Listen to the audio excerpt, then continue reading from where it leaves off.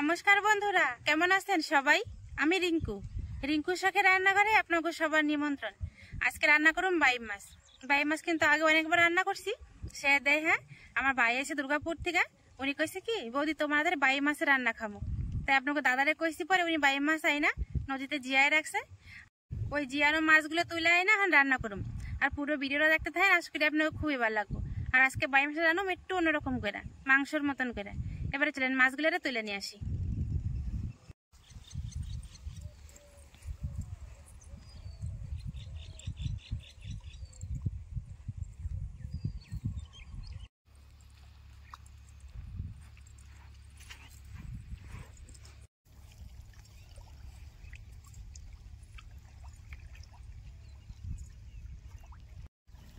এই দেখেন, এই জায়গাতে মাছ জিয়ানো রয়েছে নেটের ভিতরে। এই মাছগুলো এখন তুলে নেবো।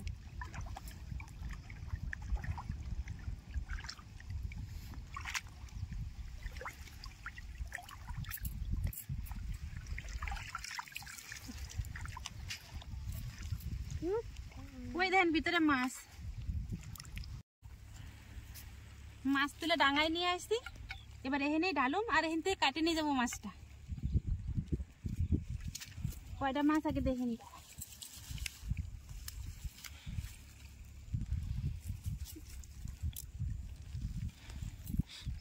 অনেকগুলো তো মাছ পাইছে। এই মাছটা দেখেন কত বড়, আর বাকিগুলো মাছ কিন্তু ছোট ছোট। এই মাছটা তো খুবই ছোট, তারা এটা জলে ছাইড়ে দিই। এই মাছটা আর কাটুম না। এত ছোট মাছ কিন্তু খাইতেও ভালো লাগে না, আর খালি খালি দিলে ওরা মায়েরাও লাভ নেই, ওরা ছাইড়ে দেবো। এই মাছটাও কিন্তু অনেক ছোট, তাই ভাই করতেছে কি এটাও আর কাটতে হবে না বৌদি, এটাও ছাইড়ে দাও। তাই এটাও ছাইড়ে দেবো।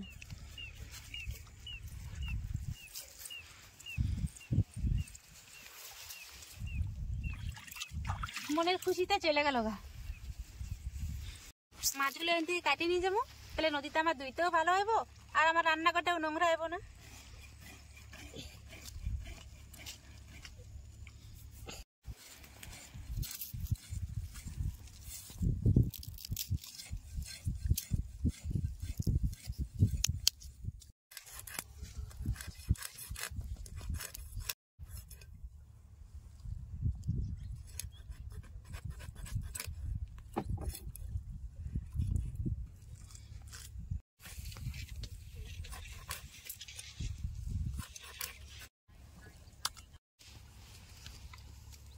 বাই মাছ কিন্তু ছাই ছাড়া কাটাটা অসম্ভব, নাহলে ধরতেই পারবেন না।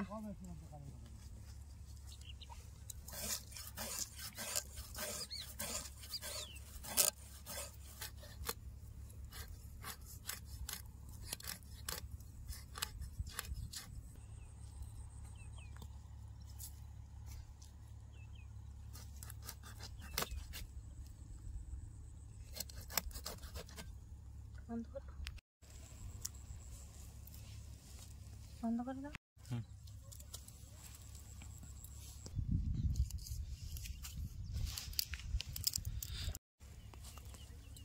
হয়ে গেছে সব মাছ কাটা।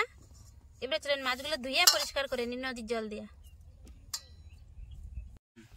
নদীর জল দেখেন কত পরিষ্কার। যত ঠান্ডা পড়বে নদীর জল তত শান্ত আর পরিষ্কার হয়ে যাবে।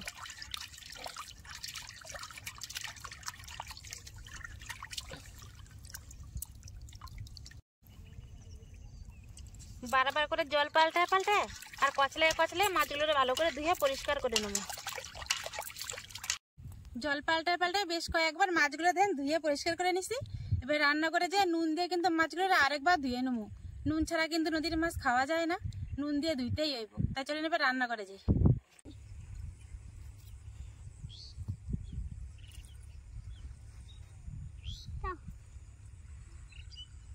রান্না করে চলে আসছি।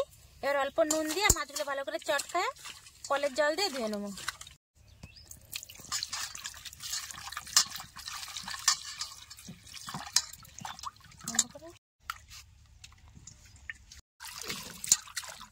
নুন দিয়ে মাছটা আবার দুইবার ধুয়ে নিলাম। মাছ কিন্তু পুরোপুরি পরিষ্কার, আর কোনো মাছের নোংরা টোংরা নাই। মাছ তো কাটে দিয়ে পরিষ্কার করে নিছি। এবার মাছ রান্নার নিগা কিছু মশলা বাইটে নেবো। প্রথমে দিব অল্প একটু আদা, এবার দেবো রসুন। আজকে কিন্তু আদাটা একটু কম পরিমাণে দিছি আর রসুনটা দিছি একটু বাড়াইয়া। একটা বড় সাইজের পেঁয়াজ দিলাম, আর দেবো 1 চামচ ভর্তি করে জিরা,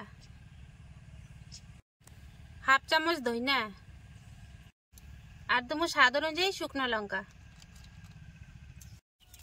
এবারে সমস্ত কিছু একসাথে ভালো করে নিপাস করে বাইরে নেব।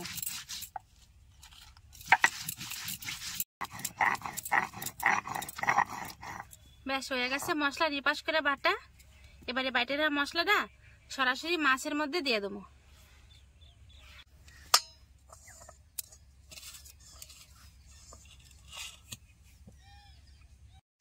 মশলা বাটা তো মাছের মধ্যে দিয়েই দিছি। এবার এই মাছের মধ্যে আমি আরো কিছু মশলা দিয়ে দেবো। কি কি মশলা দিয়ে আসেন আপনাকে দেখাই। প্রথমে দেবো স্বাদ মতো নুন, পরিমাণ মতো হলুদ, একটা মাঝারি সাইজের টমেটো কুচি করে কাটে দিয়ে দিলাম। এবারে দেবো সরষের তেল। এবারে মাংসর মতো সবকিছু ভালো করে একসাথে মাখায় নেবো। সমস্ত মশলাপাতি দিয়ে দেখেন মাছটা বেশ ভালো করে মাখায় নিছি। এবার ঢাকা দিয়ে দিয়ে উনান ধরাই নেবো। উনান জ্বালায় কড়াই চাপাই দিছি।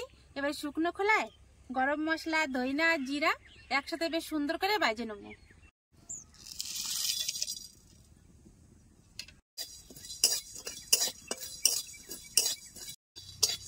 মশলাগুলো দেখেন কত সুন্দর লাল করে ভাজা হয়েছে আর বেশ সুন্দর কিন্তু একটা ভাজা ভাজা ঘ্রাণ বেড়ে আসছে। মশলাগুলো এবারে উঠায় নেব। এইবারে গরম কড়াইয়ের মধ্যে অল্প করে সরষের তেল দিয়ে দেবো। এই গরম তেলের মধ্যে অল্প করে জিরা সোমবারে দেবো। এবারে মায়েরা মাছ কড়াই তেলের মধ্যে দিয়ে দেবো।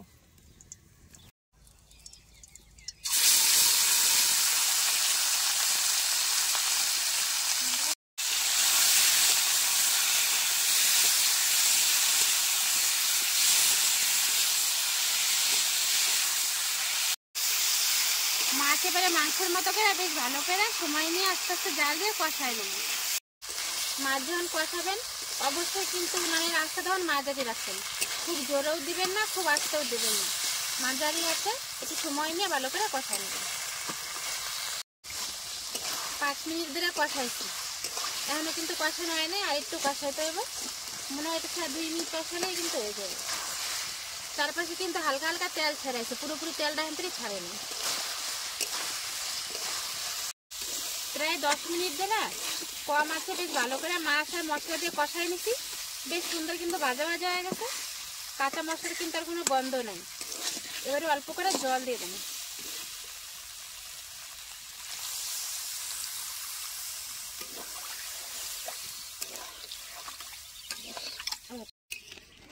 মাছ ভালো করে কষায় জল দিয়ে দিছি।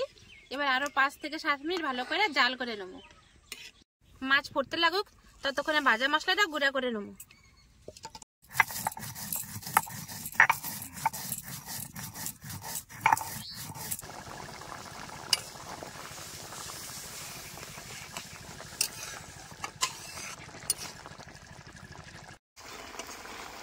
প্রায় 10 মিনিট ধরে তরকারিটা ভালো করে জাল করে নিছি। দেখেন কত সুন্দর শুকনো হয়ে গেছে, অত বেশি ঝোলও কিন্তু হ্যাঁ নাই। তরকারি কিন্তু বেশ ভালো মতনই ফুটে গেছে। আর এই দেখেন কত সুন্দর তেলও ছাড়াইছে পাশ দিয়ে। এবার ভাজা মশলাটা গুঁড়া করে রাখছিলাম, সেই মশলাটা এখন দিয়ে দেবো। এবার দেবো ভাজা মশলাটা। এই মশলাটা কিন্তু তরকারির স্বাদটা দ্বিগুণ বাড়াই দেবো। মশলা দেওয়া হয়ে গেছে, একটু এবার ভালো করে মিশিয়ে নামাই নিলে কিন্তু রেডি। দেখেন কত সুন্দর দেখা যাচ্ছে না। এবারে নামাই নেবো।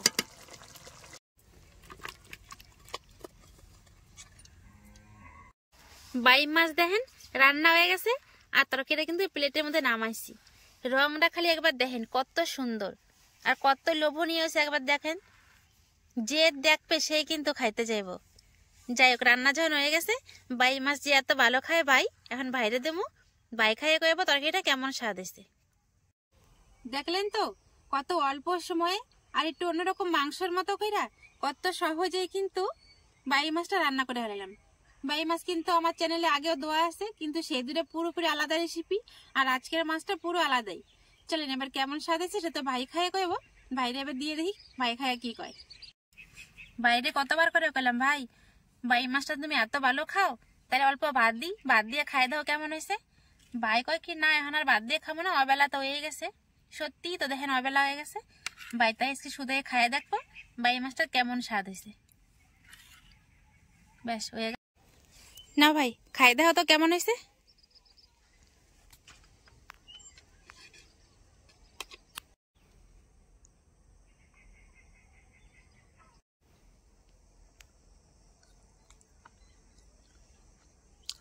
ভালোই স্বাদ।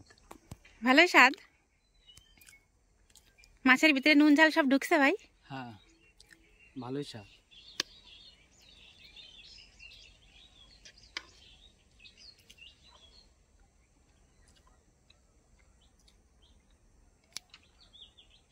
ঝাল বেশি হয়ে গেছে নাকি ভাই?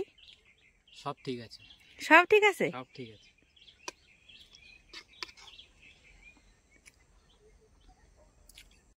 ভাই দুর্গাপুরের থেকে আইছে বাই মাছ খাওয়ার নিগা। ভিডিওতে আগে যতবার দেখছে ফোন করে করে খালি কইছে, বৌদি আমি গেলে কিন্তু আমার বাই মাছ রান্তে খাওয়া, বাই মাছ খাওয়াবা। তাই ভাই যখন আইছে তাই বাইরে আজকে বাইর মাছ রান্না করে খাইলাম। ভাই যখন খাইয়া আশা করি তরকারিটা খুবই ভালো হয়েছে। যদি আমার এই সহজ রেসিপিটা খুব ভালো লাগে তাহলে অবশ্যই এটা লাইক, কমেন্ট, শেয়ার আর সাবস্ক্রাইব করে দিবেন। দেখা হবে পরে একটা নতুন ভিডিওতে। আজকে তাহলে এই নিয়ে শেষ করলাম। নমস্কার।